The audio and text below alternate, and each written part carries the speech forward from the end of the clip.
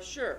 The sandwich theorem is fairly typically something that you kind of stay foggy on. Not to say that that's okay and we don't need to talk about it, but one of the things that's new for calculus students is that there will be concepts, no matter how capable you are as a student, no matter how diligent you are as a worker, that there will be concepts where we talk about them in class and you sort of get it, but you don't quite know what you did. And there will actually be problems you do in calculus where you're like, okay, I can do the problems, but I'm not quite sure what just happened.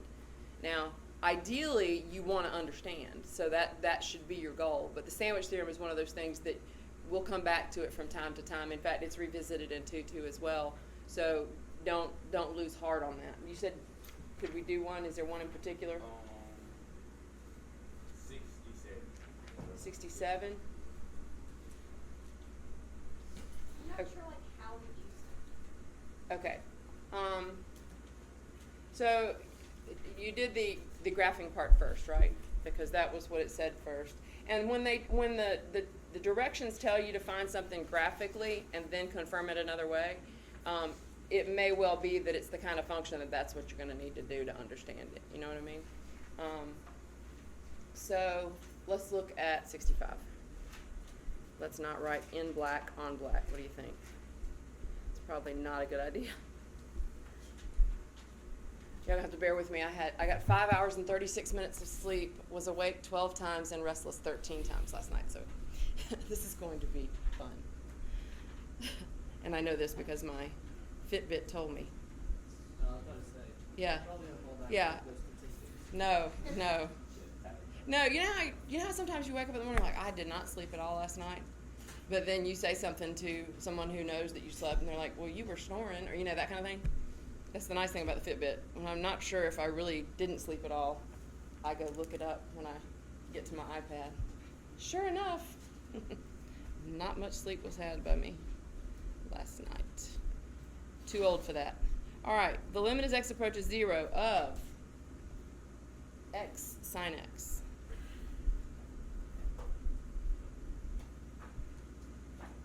All right, well, let's think about what this should look like, because this is the product of x and sine x, two parent functions, yes? All right, what happens, and it's always easier to think to the positive side than it is to the negative side. Don't you agree? I mean, it's just more intuitively obvious or whatever. But as I move away from the y-axis to the right, what happens to x? It gets bigger. What is sine x going to do on that interval? It's going to oscillate. And at most, it's going to be what? 1. And at least, it's going to be -1, right? So those numbers, as they get bigger, are going to be multiplied by that bigger and bigger number the further I move to the right. Yes? So doesn't it make sense that that would give us some sort of a bigger and bigger oscillation as we move out? Okay? And then what would be the only, once I think that through, what would be the only argument different, or what would be different about the argument on the left? Because now we're multiplying by negatives, right? So it's like we have a negative coefficient, kind of. So where on the right, the positive part would stay positive but taller, yes? On the left side, it's going to be taller but negative, yes? So it kind of makes sense, but looking at the graph also should help you. The other reason they give you this is the authors know, anybody that knows math to any degree understands that the sandwich theorem is something that's hard to wrap your head around, and having the graph to go by helps you, okay? So presuming you've already done the graphically part, let's go to the sandwich theorem. So the sandwich theorem says that we want to find two functions that do what? I don't want to tell you. I want you to tell me. That sandwich the function, right? Okay, so I need to know one that is below it, one above it, or greater and less than on what? So there's a way algebraically to show it, or analytically, which does it specifically say, or it just says use the sandwich theorem? This is one way to use the sandwich theorem. And the reason I didn't go over this the other day is there was so much other stuff for you to process. I didn't want to get you bogged down in something like this and have you going, oh dear God, because this is just going to be an occasional random thing. All right, well, I want x sine x to be less than or equal to and greater than or equal to some function. Yes? All right. Well, if you think about it, what do I know that sine x is doing in the center? If I just think about sine x itself.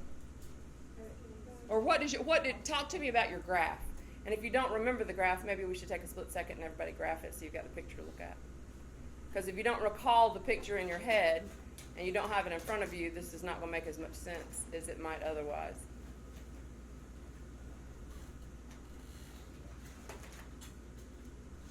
So what does it look like I need?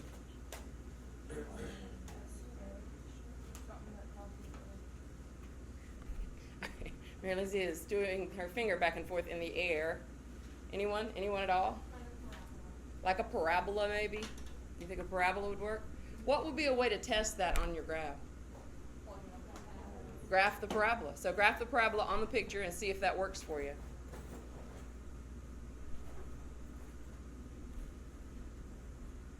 Does that work? Okay, now if I can get x squared to work on is that the top piece of bread? Yeah, it should be.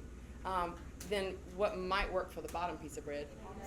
Negative x squared. So graph it and see if it works.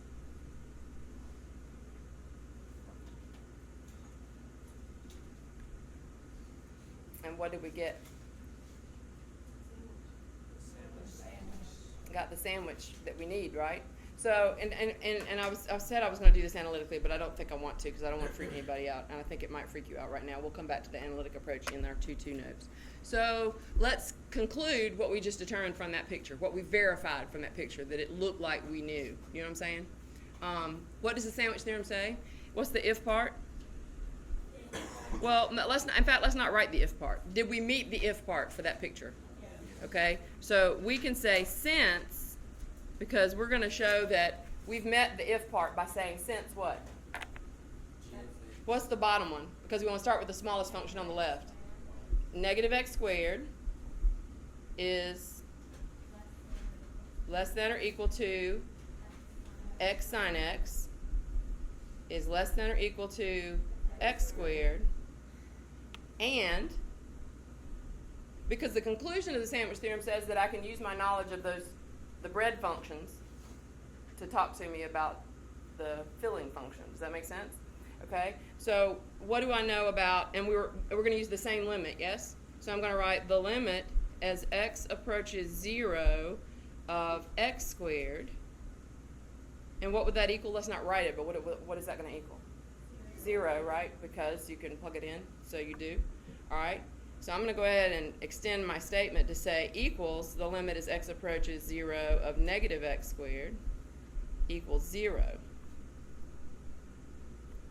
Then, what's my conclusion? The limit as x approaches 0 of x sine x equals 0. Make sense? And you still may not 100% feel like you could do that by yourself, but it'll get better, okay? And Kayla Wallace, I think I mentioned to y'all that she texted me and said, I finally understand the sandwich theorem. She was one of those that wrestled with it. And I mean, she didn't wrestle with much, but that one kind of got stuck in her brain. So she got to Clemson and saw it after she completely learned the whole course. Because the more you know, the more things will start to make sense. And what may well happen to you is that you don't understand sandwich theorem today, but the next time it comes up, you might, or the next time after that, you might. So don't get too frustrated. And I won't put a sandwich theorem problem on the test unless and until I feel confident that you've had an opportunity to assimilate it. Yes?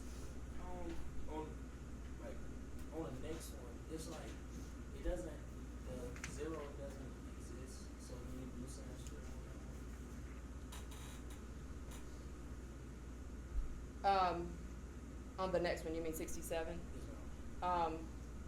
Yes, you still can. Why? I was just- Because, okay, let's go back.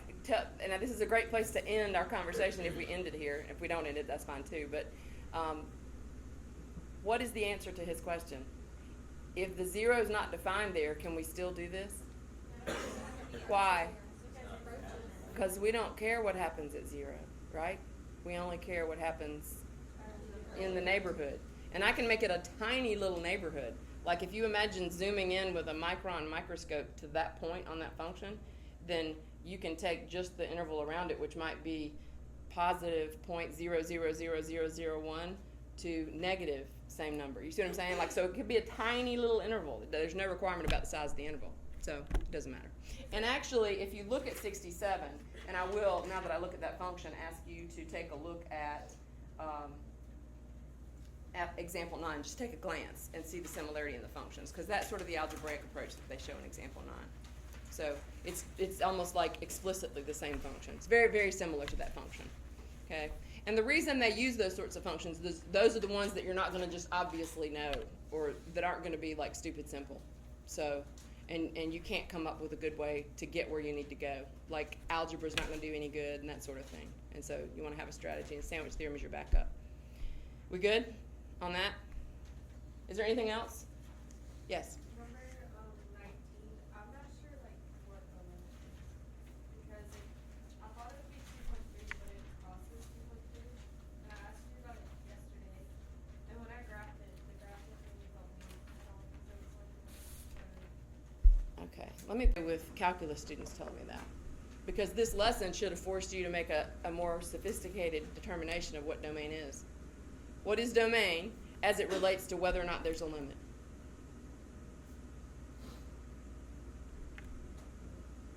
Well, this is going to sound great on tape. The air conditioner running in response to my question. Can you repeat that? What is domain as opposed to whether or not a function has a limit? Or let me ask you, okay, go ahead. like where it has those x approaches, is that your domain is what x can be. A limit only exists when it's a function's domain. Well, that's kind of getting ahead of us, but that's true. I don't have a limit. Well, no, that's not really true either, though, because if we go back to our classic function we started with, sine x over x, what happened at 0? There's a hole. So that would be included or excluded from the domain. So the more sophisticated definition of domain I'd like for you to consider is that the domain of a function is the set of all x's for which there is a defined y value. Okay? And to me, that's the definition you have to arrive at while you're doing those piecewise functions for those questions to make sense. Okay?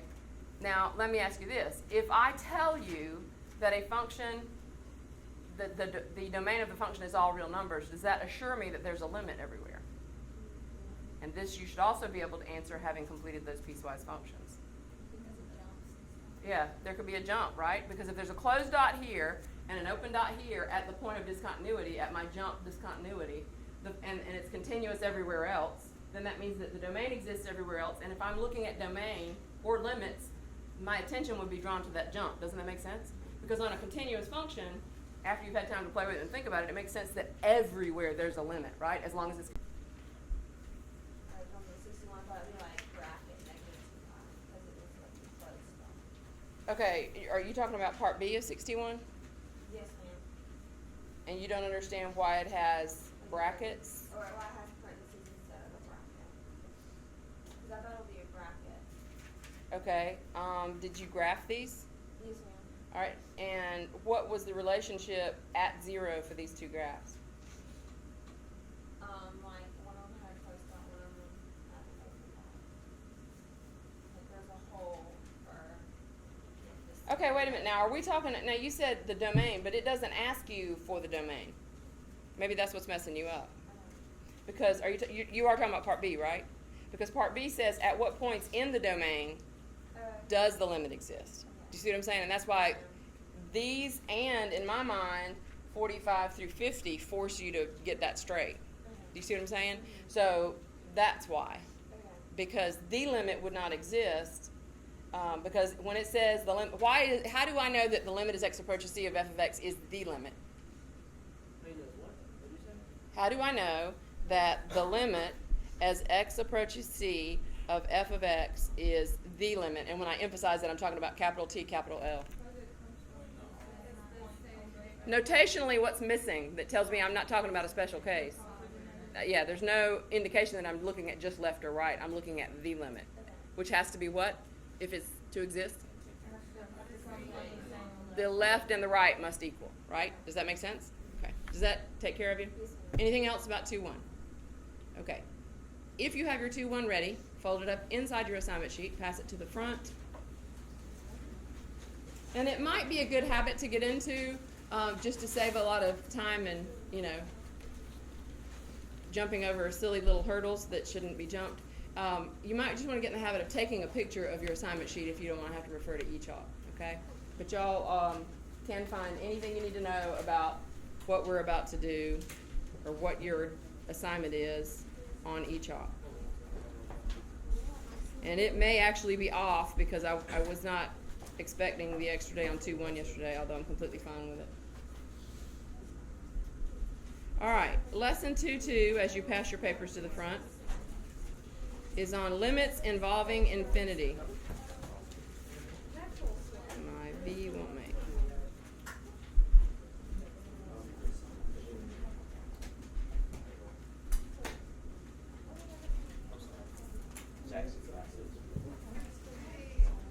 I would just as soon you not be looking at your book for this lesson, just because I want to guide your thinking, and what you are guided to as opposed to what you read is going to be better for you.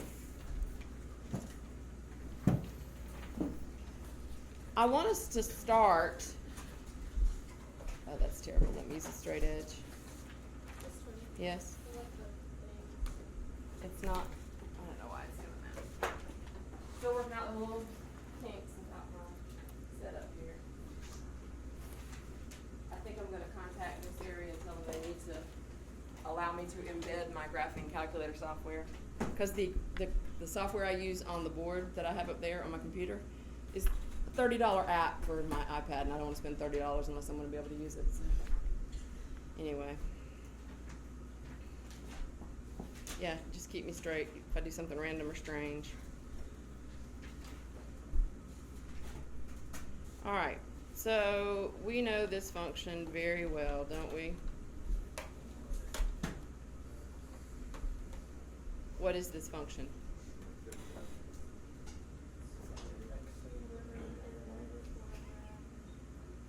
It's the reciprocal function 1 over x. You should know it when you see it. If you don't, you've got some studying to do. Go visit your must know function packet. All right, so this is the kind of thing we need to have a separate lesson for, just because it's different from what we did in 2-1, in the sense that in 2-1, where you're first getting to know limits, you want to have limits that are actual numbers, okay? But let's look at the limit as x approaches plus or minus infinity of f of x. All right, what does that notation tell you that we're looking at? The ends, the left and right ends, yes? And what happens on the 1 over x graph when I go huge positive or huge negative? What is my output?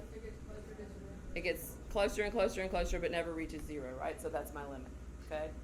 And why does it get closer to 0?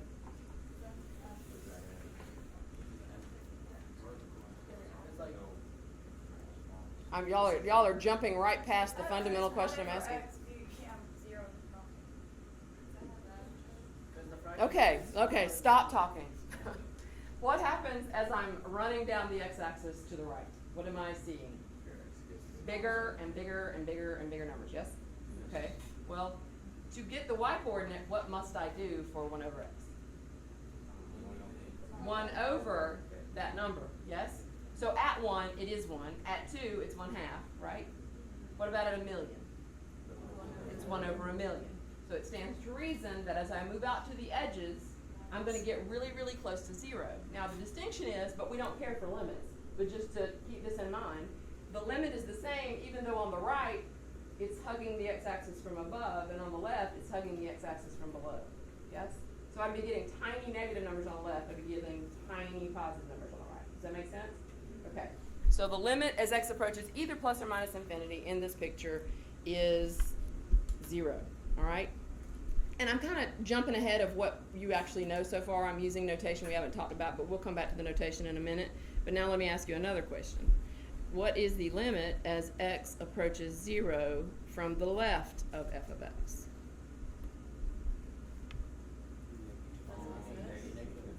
Negative infinity, right? Or, and that's a good point. Becca said it doesn't exist. Why would she say it doesn't exist?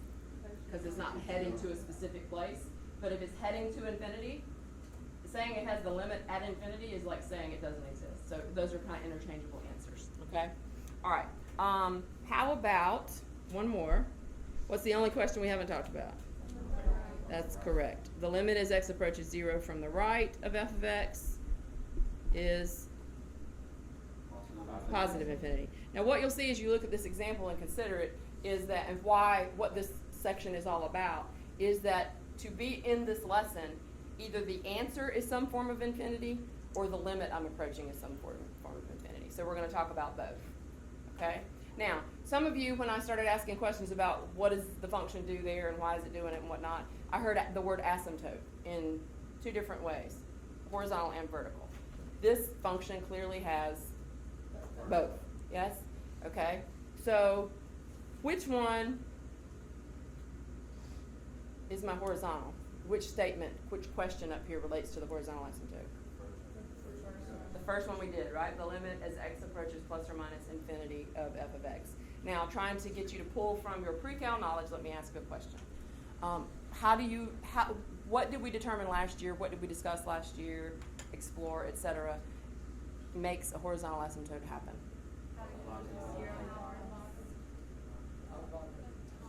Now, I don't mean like in the function itself. I mean like, what does that mean? If I say that there is a horizontal asymptote, speaking in terms of limits, what would that say? X can't be that number. Well, it's sometimes that. It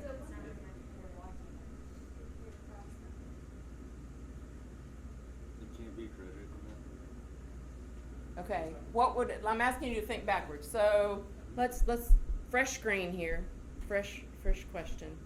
All right, so if I tell you, if my hint is that this function has a horizontal asymptote at y equals 7, write the corresponding limit statement that would go with that.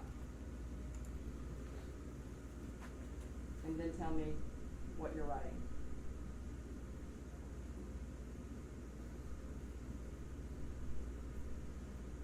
Do you remember the definition of a horizontal asymptote? What is the definition of a horizontal asymptote? And you don't have to like quote it verbatim, but you have to tell me you understand what a horizontal asymptote structurally is. What does it do to the function? Yeah, so another way to describe that is to say that the function at the ends hugs a horizontal line, right? Can I cross horizontal asymptote? Fail. You can. Where, if you have a horizontal asymptote, where can you cross it? In the middle, right? It may not necessarily be at 0, but remember we explored that idea last year too. So the definition of the horizontal asymptote has to do with what's happening out at the ends, right?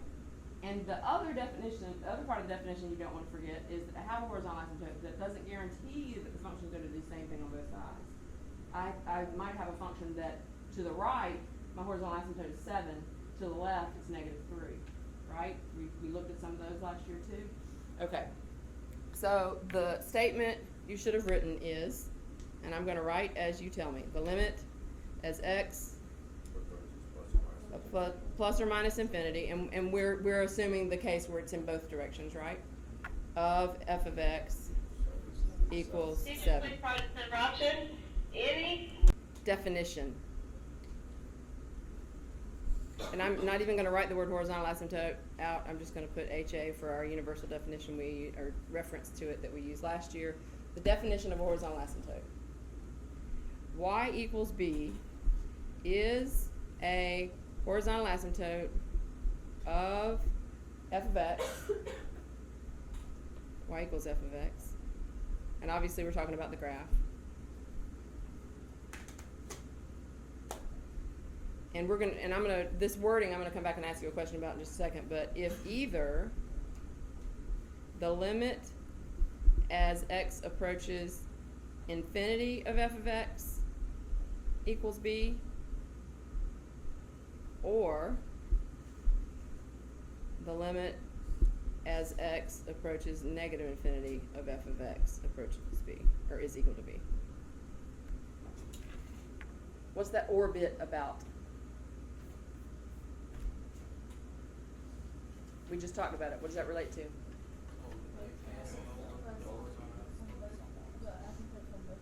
That's right. There's no requirement that it has to be on both sides. To meet the requirement to say that this function has a horizontal asymptote.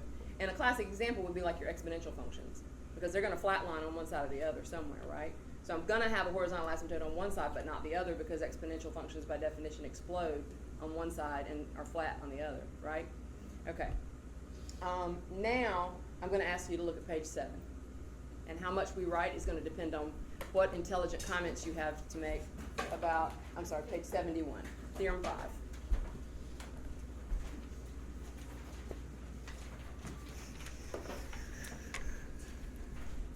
And we will put the heading in our notes. So this is Theorem 5, limits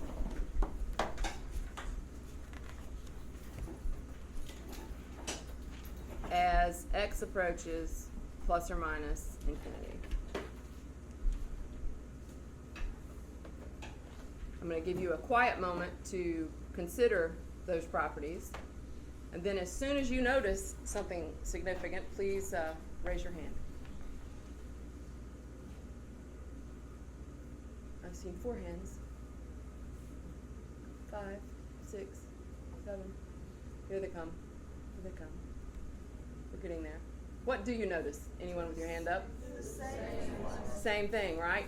So without looking, and then I'm not writing intentionally. I'm just going to ask you some questions so we can see what we do need to write or don't need to write. What is the limit of a sum? But it's infinity. So you should say back to me. It doesn't matter, right? Still the same. All right. See how this game goes? All right. What is the limit of a difference? Difference of the limits. What about the fact that it's infinity? Doesn't matter, right? Okay. So we can say same as, and I want to number it the same from 2. Theorem 1. Theorem 1. So rather than have us write that again, this is like your ticket to realize that everything you learned about limits property-wise in 2.1 applies to limits, even when there's an infinity involved. All right, now, don't turn the page. I'm going to ask you a question before we go to the next definition. And this definition will be vertical asymptotes. Now, the takeaway from the horizontal asymptote definition is that for the rest of this course, and this is in a loose way, so don't go to like Clemson or Carolina and say, well, my high school calculus teacher said it's the same thing. And they're going to say, your teacher should be fired.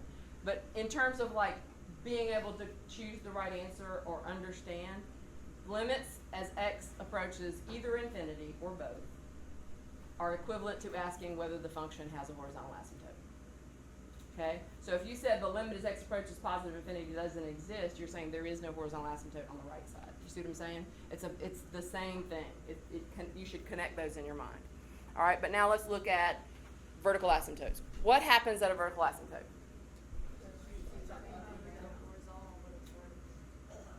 Wow, that all just sort of mushed together. What? That's right. The function has 2 choices when it heads towards that asymptote, right? Either flies up or flies down. Okay? So is there any rule about if I tell you there's a vertical asymptote, you automatically know? You have to do a little bit more thinking to figure that out, right? Okay. So now if we have a vertical asymptote, it's going to be x equals a. So we're going to say x equals a is a vertical asymptote for y equals f of x, obviously the graph. I don't think we need to write that out. If either the limit as x approaches a from the right of the function equals, what do you think it should say there? Infinity? Either infinity, right? So our fancy way of saying that is plus or minus infinity. Or, so what's the other statement going to say? The limit as x approaches a from the left of f of x equals plus or minus infinity. So just like in our conversation about the horizontal asymptotes, one side meets the requirement. Yes? I don't have to have both sides having that happen. You can have a vertical asymptote where maybe on the other side of the function, the other side of that vertical asymptote, there's a slant asymptote that steers that side of the function. So there's no requirement there. All right? So far, so good. We only have one more little concept to cover here. And then we'll do a few examples, and I think y'all should have some time to work on this assignment, believe it or not. All right, the last definition, and we did talk about this some last year, but now we're going to have a little bit more sophisticated interpretation of what this means, and that is an end behavior model.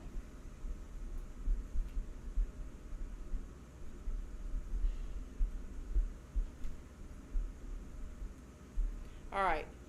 Can anybody tell me, and this is not something I'm going to be crushed if you can't, because for some reason students don't really connect with this idea in pre-cal like I would like them to. What was the shortcut way to determine an end behavior model for any polynomial? I only need the first term, right? Because the first term, and when I say the first term, written in standard form, the term with the highest degree and its coefficient can tell me exactly what to expect at the ends, right? How? Even function, so if it's an even power, what's the function going to do at the ends? Both up or both down, yes? Odd? One up, one down, or vice versa, yes? Okay, and what determines whether it's, and I'll use air quotes there, right side up or upside down? The sign of A, the coefficient, right? Okay, so we're going to apply our understanding of limits now to sort of redefine in a little bit more sophisticated way how to determine whether something is an end behavior model and what conditions have to be met, okay? And this is broken into left and right, so we'll stick with that just since this is kind of a newish idea and may not be particularly, something you connected with in pre-cal, okay? G, in fact, we'll call it G of X because I'm not going to use the word function there, and I want to emphasize that this is a function, is an end behavior model, and I'm going to put EBM for short there because we just wrote the name of that above it, if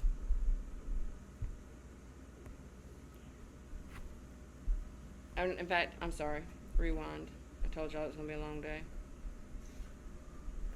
They worded it slightly differently from what I was thinking. All right.